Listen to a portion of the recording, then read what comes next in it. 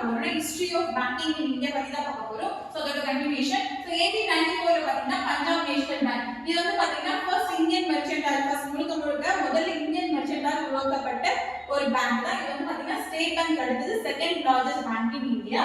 So next பாருங்க 1911 so Central Bank of India இது வந்து first commercial bank in India.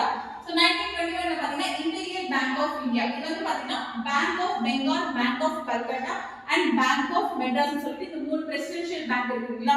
So அத merge பண்ணிட்டு Imperial Bank of India னு சொல்லிட்டு வந்தது. சோ இதுக்கு பின்னாடி 1955 ல வந்து State Bank of India னு சொல்லிட்டு அதோட நேம் சேஞ்ச் பண்ணிட்டாங்க. So 1926 Hilton Inn Commission இது வந்து பாத்தீங்கன்னா உங்களுக்கு சென்ட்ரல் கவர்மெண்ட்காக ஒரு பேங்க் வேணும்னு சொல்லிட்டு அந்த வேண்டுகோளுக்காக ஹில்டன் இன் கமிஷன் வந்து போடப்பட்டாங்க. சோ அதுக்கப்புறம் பாத்தீங்கன்னா 1934 ல RBI ஆக்ட் வந்து வந்தது. எப்போனா 6th மார்ச்.